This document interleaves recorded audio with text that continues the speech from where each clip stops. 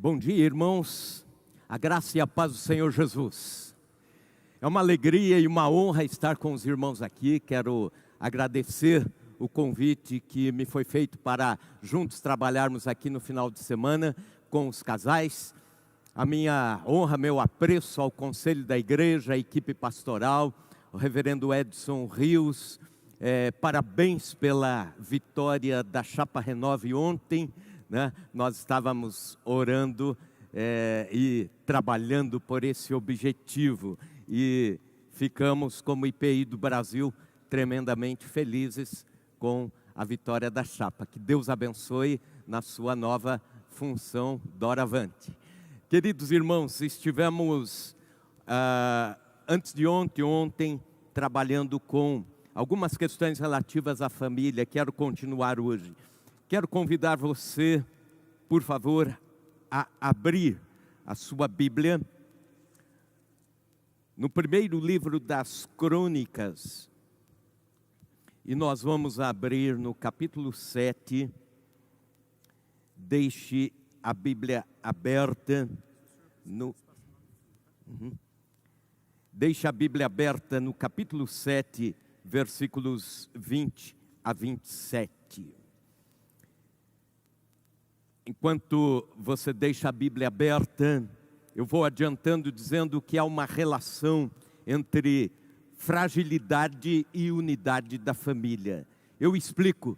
Existem casais que perdem um filho e com isso aumentam a possibilidade de divórcio nos próximos 5 anos. Homens que enfrentam falência ficam mais vulneráveis a uma aventura fora do casamento. Casais que perdem o sogro ou a sogra têm chances também da relação enfraquecer e ter perdas.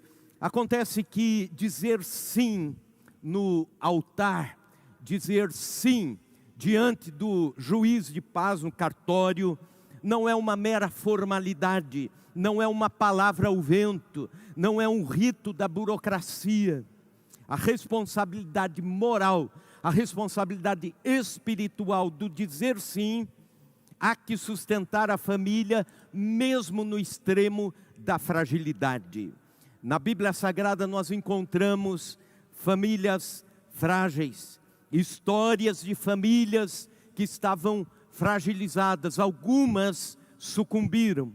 E eu quero chamar a atenção sua para este texto de 1 Crônicas, capítulo 7, versículos 20 a 27. Acompanhem comigo, você vai encontrar uma descendência, genealogia, muitos nomes estranhos aqui. Ao longo da pregação você vai entender. Era filho de Efraim, Sutela, de quem foi filho Bered, de quem foi filho Taate, de quem foi filho Eleada, de quem foi filho Taate, de quem foi filho Zadab, de quem foi filho Sutela, e ainda Ezer e Eliade, mortos pelos homens de Gate, naturais da terra, pois estes desceram para roubar o gado destes. Pelo que por muitos dias o chorou Efraim, seu pai, cujos irmãos vieram para o consolar.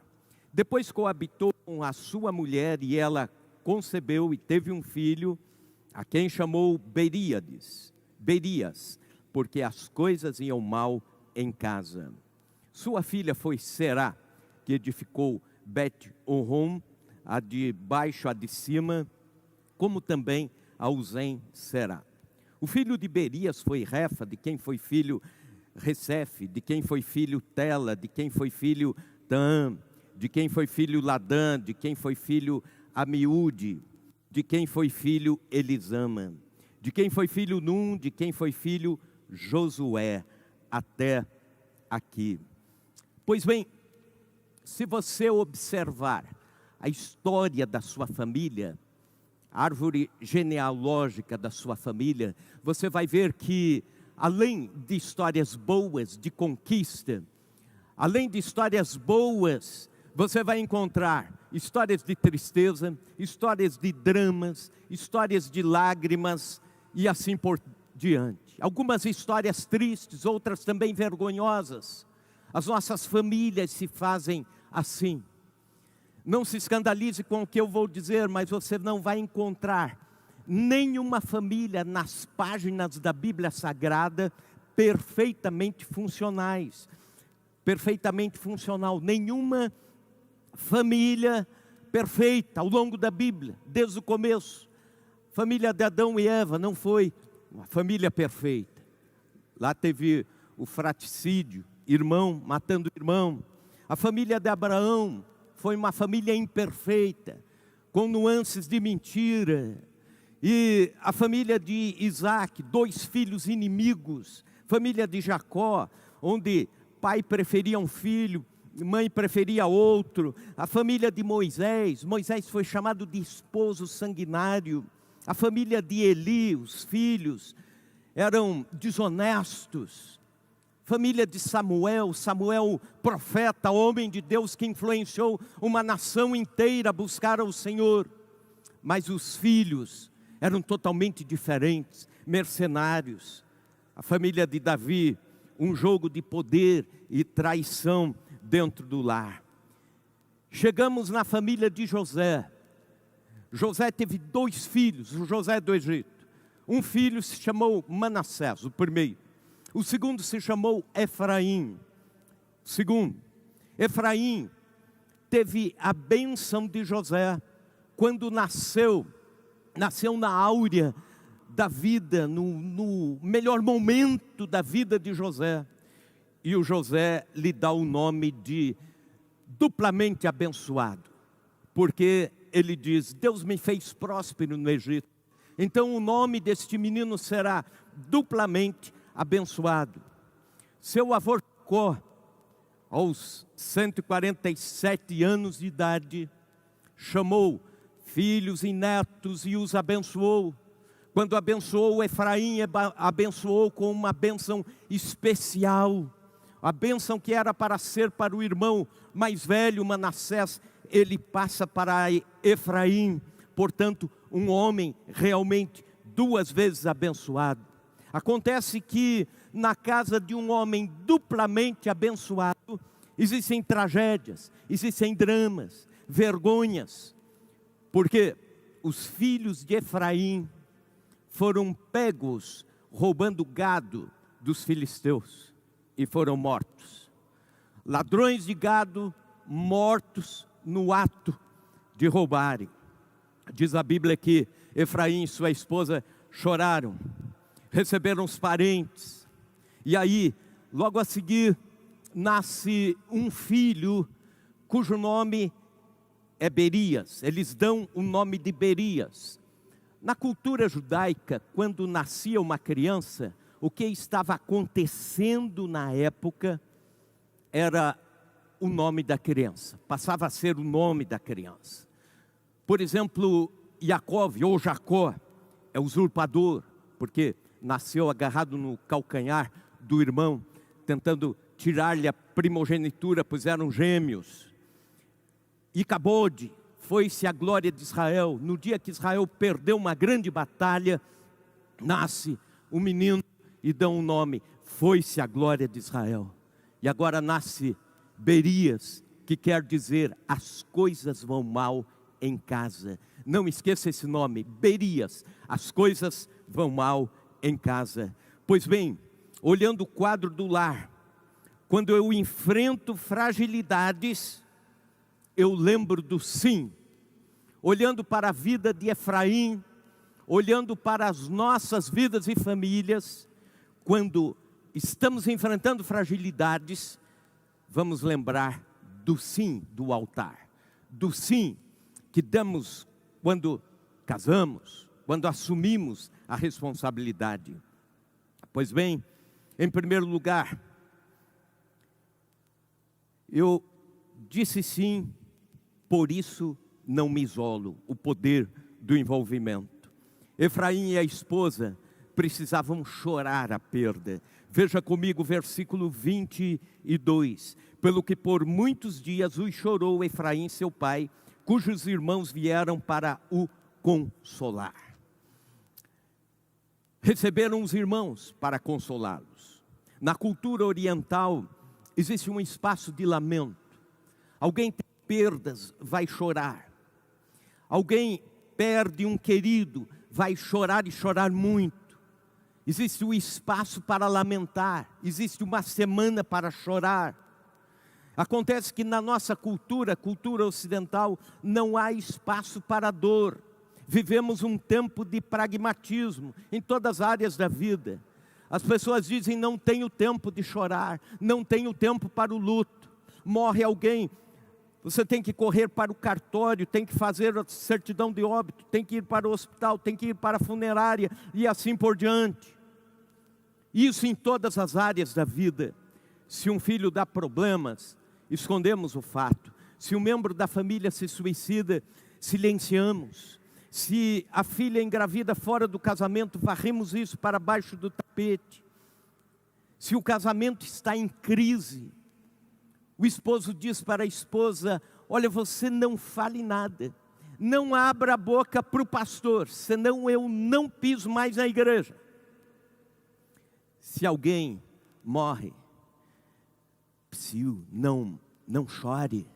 Não faça escândalo, afinal, nós somos crentes, temos que dar o exemplo.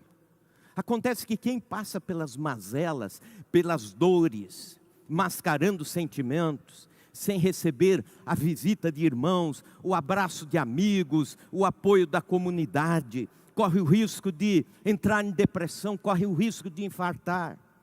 Cuidado com a autossuficiência, cuidado com o individualismo, cuidado com o isolamento. É comprovado pela ciência que a visita de um amigo faz com que você se alegre naturalmente. O corpo libera uma substância chamada endorfina, que dá a sensação de bem-estar. As veias e artérias relaxam e isso protege do infarto. Então, é comprovado que se você tem bons amigos, tem bons relacionamentos, você tem uma chance menor de infartar. Olha que coisa legal. Outra coisa interessante, a endorfina protege, é um remédio natural contra a depressão. Então, quem tem bons amigos, quem nos momentos de dificuldade conta com o apoio dos irmãos da igreja, conta com o apoio da família, dificilmente vai entrar em depressão porque já tem o remédio natural para isso. Um dia, diante do altar, nós dissemos sim. Porque dissemos sim, não podemos nos isolar, não podemos nos trancar, não podemos nos fechar. Temos que aceitar ajuda. Então, em tempos difíceis, conte com a igreja, conte com os ministérios da igreja, conte com os pastores da igreja, conte com os cursos que a igreja oferece para a sua estrutura familiar. Em segundo lugar, eu disse sim. Por isso não projeto frustrações. É a consciência das responsabilidades. Versículo 23, veja comigo. Depois coabitou com a sua mulher, e ela concebeu e teve um filho a quem chamou Berias, porque as coisas iam mal em casa. Depois da tragédia nasceu Berias, cujo nome já falei, as coisas vão mal em casa. Por que Efraim deu este nome para o menino?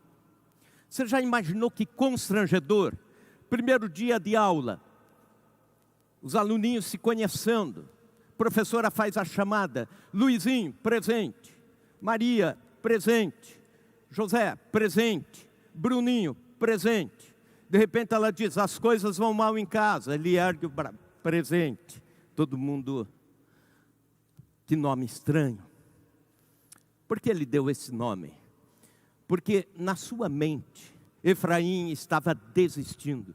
Estava dizendo assim, olha, de agora para frente, as coisas vão mal mesmo. O futuro vai ser desse jeito. As coisas vão caminhar assim mesmo. A nossa família já está enxovalhada com a situação dos dois que morreram roubando gado. Nasceu um para seguir essa cena. Pois bem, há pais que desistem de liderar, projetam a decepção sobre os filhos. Há pais, há cônjuges que desistem de lutar porque já jogaram a toalha, já disseram as coisas vão continuar mal em casa. Há filhos que são dirigidos pelas frustrações dos pais, como Berias, por exemplo, que leva esse nome. Já viram algumas falas assim, quando o pai diz, esse menino tem que ser advogado. Aí você pergunta, por que tem que ser advogado? Ah, porque eu queria ser advogado, mas meu pai não me deu condições, nós vivíamos uma família muito pobre, então eu não pude ser, mas ele vai ser. E de repente o menino não quer ser advogado. De repente ele quer ser médico, ou quer ser engenheiro, ou sei lá, quer ser músico, ou quer ser locutor de rodeio, ou quer ser operador de máquina xerocadora, ou quer ser pastor da IPI, ou qualquer coisa, menos advogado. Mas a projeção é, seja advogado porque eu não pude ser. Isso é frustração. Projetar. Outro exemplo de projeção aqui.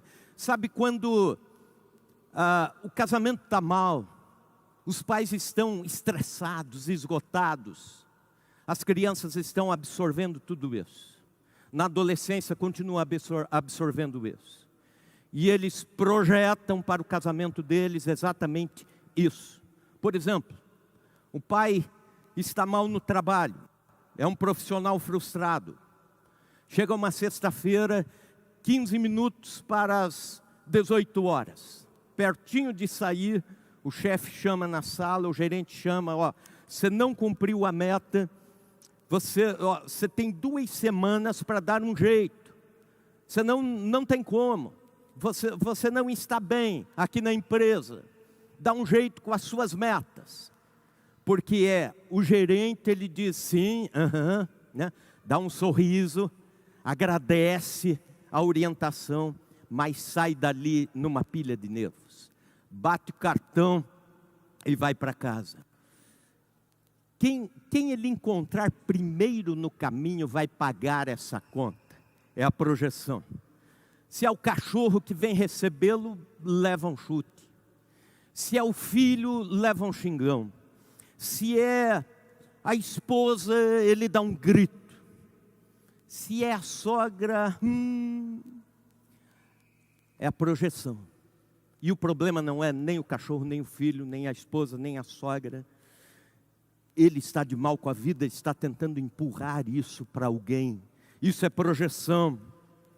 Não forme Berias na sua casa. Não cultive Berias no seu lar. Um dia você disse sim no casamento, então eu te convido a assumir as suas responsabilidades para você. Os seus erros são seus.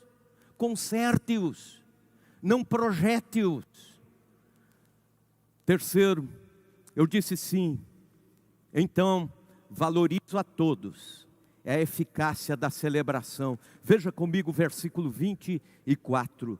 Sua filha foi Será, que edificou a Bet-Horon, a de cima, bem como também a Uzem Será. Aqui nessa família, pela primeira vez aparece uma moça, uma jovem. Esta menina não esteve nas mesmas mazelas que os irmãos. Não se entregou aos desmandos dos irmãos que morreram roubando gado. É uma jovem arquiteta, empreendedora, urbanista. Constrói 2 cidades. Mas observe que Efraim está chorando tanto e tão desiludido com os que morreram e com o Berias que veio, que agora ele não consegue ver que alguma coisa está indo bem em casa. Ele não consegue ver que existe alguém se destacando, que existe alguém indo bem, que existe alguém que precisa também do apoio do pai, do elogio da mãe, da admiração do irmãozinho. A tendência das famílias é sofrer tanto com aquilo que está indo mal, é sofrer tanto com as tragédias, que se esquecem das coisas que estão indo bem. Essa é uma tendência. Naquele livro que escrevo sobre o luto, superando a dor no luto, conto ali a história de uma mulher que desistiu de viver quando seu filho morreu. O filho morreu, adolescente, e ela se entregou, se trancou em depressão, angústia, não cozinhava mais, não se arrumava mais, não queria sair de casa, não queria mais ir para a igreja, trancou-se, até que um dia a sua filha, irmã do falecido, chegou e disse: mamãe, acorda para a vida, viva por mim. Eu também sofri, mas estou aqui, estou viva e preciso da senhora. Então, querido irmão, querida irmã, celebre aquilo que está indo bem na sua família. Talvez existam coisas indo mal, mas celebre a alegria daquilo que está indo bem. Você tem serás em casa. Esta é uma tendência também das sociedades em geral. De repente, existem coisas indo bem na cidade, mas a gente olha para o que está indo mal. Existem coisas indo bem na igreja, mas a gente se concentra naquilo que está indo mal e perde as energias naquilo que está indo mal, investe o tempo, investe o pensamento naquilo que está indo mal. Por exemplo, se fazemos um final de semana sobre missões, é anunciado e convidado todo o pessoal para sábado sobre missões, domingo, etc. E a gente fica olhando assim, olha, mas o fulano trabalha com o conselho missionário e não veio. Ó, o Beltrano não veio. Olha, aquele era para vir e não veio. E sofremos com isso. Nós, pastores, sofremos com essa situação. Teríamos que fazer o contrário, celebrar com alegria os que vieram. Dar uma nota de R$100 para cada um e dizer: ó, que bom que você veio, né? E celebrar com alegria aquilo que está indo bem. Celebre aquilo que está indo bem. Valorize os filhos que estão bem na escola. Celebre. Se tem um filho preguiçoso, mas tem uma filha indo bem, estudando, elogie. Se seu cunhado é um mala sem alça, elogie os sobrinhos que são bem educados, que gostam do tio. Apesar da tragédia, existem bênçãos no lar, na família, na estrutura, no sistema familiar.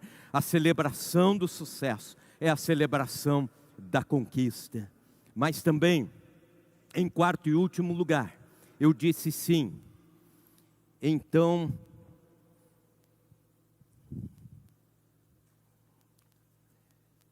me perdi nas telas aqui, perdão. Em quarto lugar, eu disse sim, por isso aguardo com fé o valor da expectação. Veja comigo, rapidamente aí, este elenco de nomes, versículos 25 indo até o 27. O filho de Berias foi Refa, de quem foi filho Recefe, de quem foi filho Telá, de quem foi filho Tan, de quem foi filho Ladã, de quem foi filho Amiúde, de quem foi filho Elisama, de quem foi filho Num, de quem foi filho Josué. Repita esse último nome, vamos lá. De quem foi filho? Quem foi Josué? Sucessor de Moisés, general vitorioso, que coloca todo o povo de Israel dentro da terra de Canaã, vence os povos da terra, herói das conquistas. Aliás, um dos tipos de Cristo no Velho Testamento, o nome Josué e Jesus são nomes análogos, ambos significam Salvador, de uma família que se esperava a continuidade da tragédia. Morrem os ladrões de gado e o pai diz: o próximo agora é Berias, porque as tragédias vão continuar, as coisas estão mal em casa. Nesse momento, nesta hora, quando batemos o olho sobre Josué, nós entendemos que de tragédias esperadas, Deus pode levantar vitórias, generais vitoriosos. Eu quero te dizer com isso que Deus não terminou de escrever a história da sua família. O último capítulo da história, quem coloca é Ele.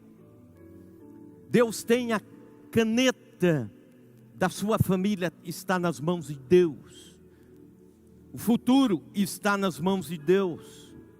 Esperamos tragédias ou continuidades. Ajuste a sua expectação. Tenha fé. É o valor da expectação. Deus pode levantar o Josué na próxima geração ou na outra. Aonde se esperava Berias, aparece Josué, vitorioso. Josué, alguém que vai honrar a história da família. Idos de 1910, interior de Minas Gerais.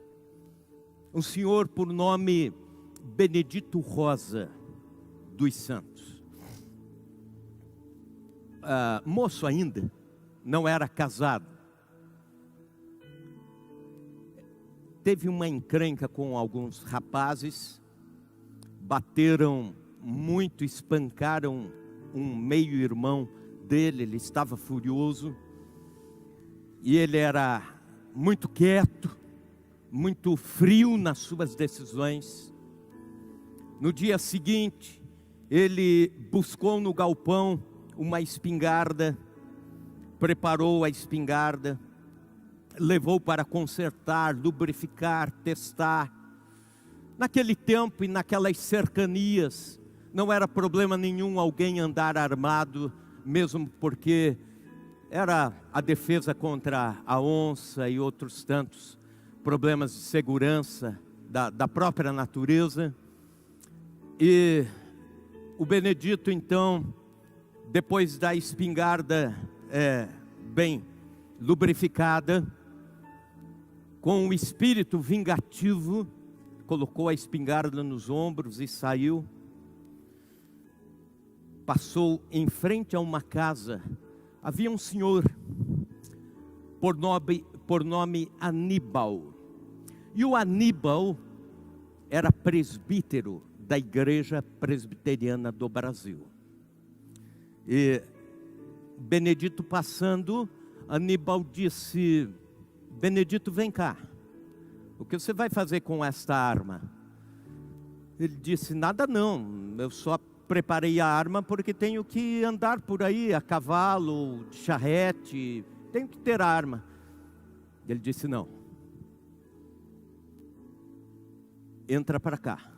Abriu o portãozinho de madeira, chamou o Benedito e começou a falar de Jesus. Pregou o Evangelho.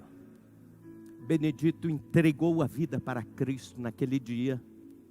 Entregou a espingarda para o presbítero Aníbal. O presbítero Aníbal disse: domingo você vai na igreja, de manhã eu te espero lá. E o Benedito foi. Ele vinha de família católica e sempre teve aquela ideia de que a igreja dos protestantes é um problema, eles são enigmáticos, você tem que entrar com cuidado. E ele entrou e ficou meio perdido, mas Aníbal recebeu com um abraço, deu uma Bíblia de presente ao Benedito. Benedito dali um tempo fez a chamada classe de catecúmenos, preparando-se para o batismo, batizou-se, foi dali para frente, casou. A vida foi transformada. Filhos do Benedito se tornaram pastores e missionários. Próxima geração. A outra geração de mais pastores, mais missionários. E dentre eles eu, sou neto do Benedito. Quero dizer com isso, meu irmão, que se você espera mais tragédia na família, porque a família está fragilizada, Deus pode levantar do seu lar, da sua geração, Josués. Fique em pé na presença de Deus, vamos orar. Eu quero convidar você para orar pela sua família e pelo seu lar. Senhor Deus, nós estamos por estes dias trabalhando com a família. Estamos por estes dias, Senhor, pedindo graça, misericórdia e bênção do Senhor sobre as nossas famílias. Senhor, talvez algumas famílias estão fragilizadas, Senhor, por causa de tantos dilemas que têm passado. Talvez algumas mais, outras menos, mas nós pedimos graça do Senhor, ó Deus, e pedimos que, mesmo de onde se espere Berias, o Senhor levante Josué. Onde se espere mais tragédia, o Senhor dê expectação e encha o coração de fé, porque um dia dissemos sim, ó Deus, e queremos honrar até as últimas consequências o sim que dissemos um dia diante do altar. Ó Deus, queremos dizer que assumimos o sim que dissemos diante do Senhor, diante de quem fez o casamento, o pastor. Ó Deus, nós queremos neste dia, apesar de fragilidades, manter o sim, para a honra e glória do Teu nome. Abençoa nossas famílias e derrama bálsamo do Teu Espírito, para a glória do Teu nome. Amém. Amém.